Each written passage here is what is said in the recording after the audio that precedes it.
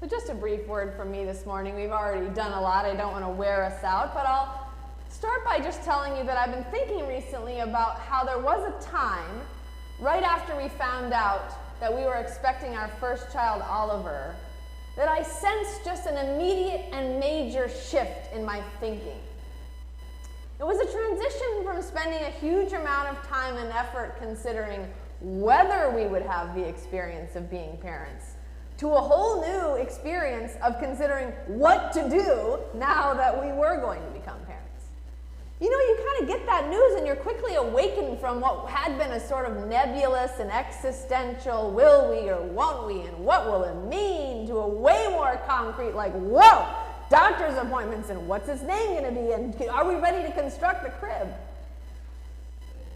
Then Oliver actually arrived, and let me tell you, there was another thinking development, right?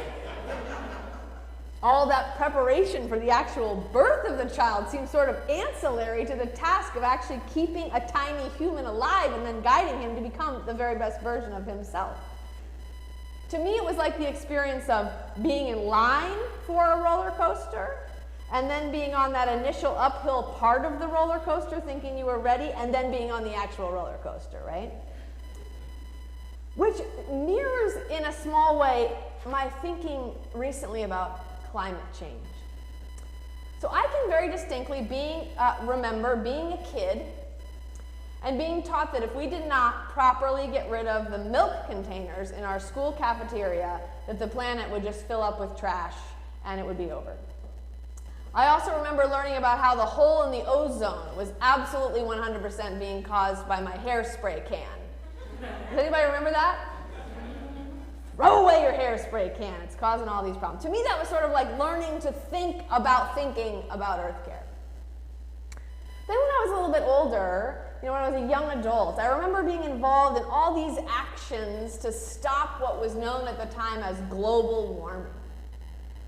And I think I still thought of it was sort of about like recycling and growing tomatoes. Right? That was going to solve it. Not at all about dismantling the coordinated capitalist engine that was degrading the earth through exhaustive and unsustainable growth and consumption that fleeced the pockets of the wealthy elite. Not about that. Although that's a story for a sermon for another time. Not today. But today, when I think about these issues, I'm aware that when we have a conversation about Earth care, about the health of our planet, we're not talking about prevention anymore. We're talking about mitigation, right? We are.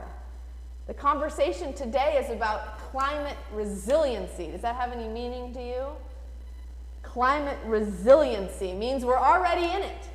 It's not a maybe someday if you don't throw away your milk containers this might happen kind of thing. It's happening now. It's happening to our planet. It's happening to us. And it's happening to our kids. I want to be clear, I think we need to continue to do the work that will stop the pollution of our Earth in order to circumvent the most devastating changes that could happen to our climate.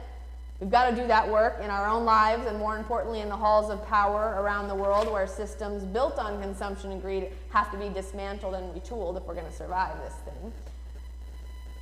But I also feel very much that we need to be honest that part of what will happen next is already written. I think that's a hard thing to try to understand and certainly to say out loud. Some changes are going to happen. We've already seen them. And we can't stop them no matter how carefully we sort our office paper from our glass bottles at the curb, right? It's here. And we're needing a mindset shift from what if to what now. To consider how will we cope with the changes that are already inevitable. And how will we do that specifically as Christians and as a Christian community? I should say that being relatively new in this context, I don't know that much about this particular congregation's history with climate action. I hope I'll be able to learn some about it and maybe unearth some of your passion during this time of introspection and interim listening. But I'll just tell you that for me, when I think about it, my sense is that we need to be asking things like the following questions. How will we help our neighbors who we know will continue to be victims of natural disasters as a Christian community? How are we going to help them?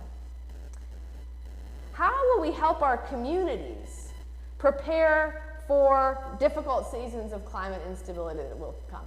As a community institution, how will we help our neighbors prepare in our communities? How will we respond to the needs of climate refugees who will be forced to leave their homelands and who will eventually, inevitably, make their way to ours? How will we respond to them?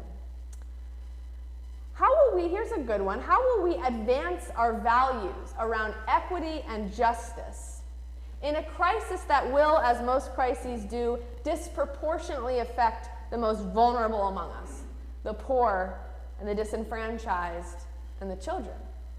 How will we advance our values around equity and justice? Here's a last one just to consider. How will we come alongside those who cannot or will not admit that any of this is happening at all? You know, I got a chuckle thinking about this week when I read the lectionary text about our poor old friend Thomas, right? No one remembers anything about Thomas except for this story, right?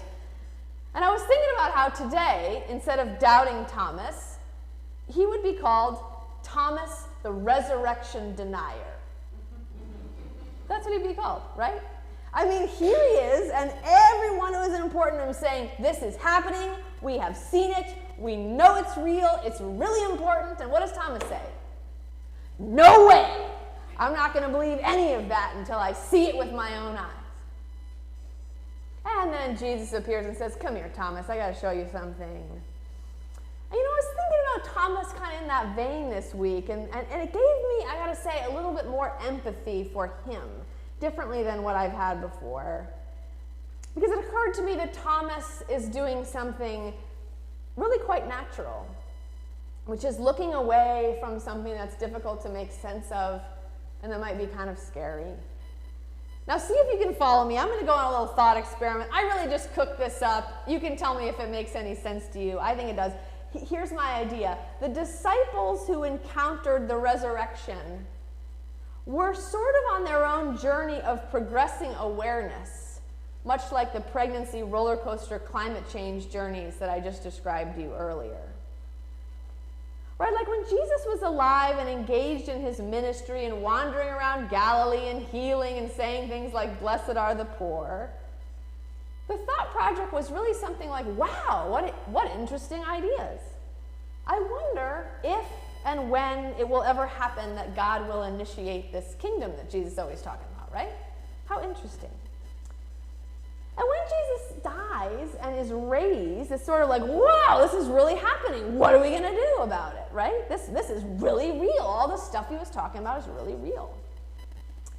But I think there's a third part, and if we follow along the story as we're invited to do in these weeks after Easter, right? We're still Eastering. Everybody clear on that? We were Eastering for one day, and now we're Eastering for another 50 days. If we follow along that trajectory, we find that rather than the resurrection being, the end of the story, it's more like the initial climb on that roller coaster, right? Because what's next?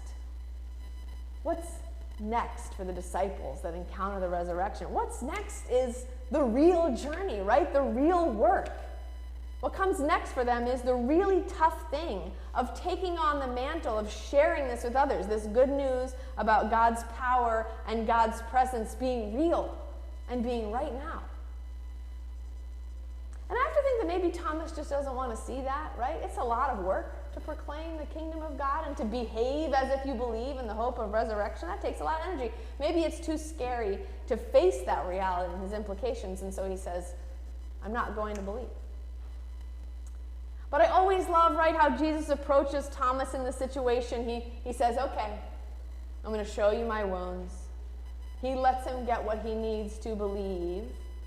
But he doesn't leave it there. He says, okay, you can see this, and I'll help you in this way, but I have to warn you, I have to warn all of you, you're going to have to do better than this. Jesus says that essentially to Thomas. You're going to have to do better than this. You're going to have to be more adaptable, Thomas.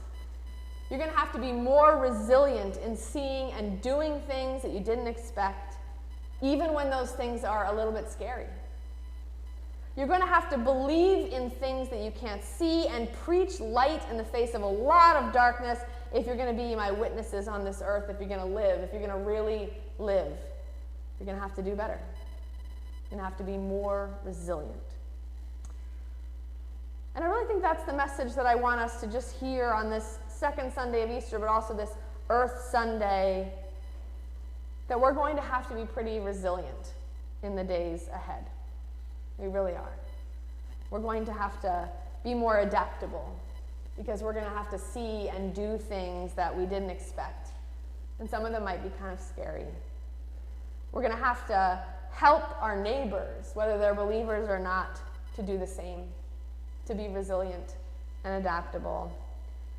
I think we're going to have to enact the values that were offered to us in Jesus' life in ways that we haven't even imagined yet. We're going to have to figure out how to do that. And that might sound kind of scary, and you might want to sound, no thanks, not for me. But here's the really important part. As we're doing all this important work, we're doing all of it with and through the power that Jesus' rising demonstrates, right? That is the power of God. That's why we're here. That's what we're looking at together. We're going to do all that work with and through the power that brings life and breath to dust, and that brings death out of the tomb, and that brings order to chaos, right? Because the entire proclamation of Easter is that that power continues to be active with and among and within and around us, and behind and before us, and above us and beneath our feet on this earth that we're walking on. Perhaps this is a wonderful moment for the church to emerge, experience such as it is, being the people who walk with hope, even when we can't see what's ahead. I wonder if this is a moment for the church to emerge and say, there is a power with us, there is a light, and we have it within us. Let's move forward together. So I just want to offer you that invitation today in the name of the God who created all that is in us, and the God who redeems and who will continue to sustain us always. Amen.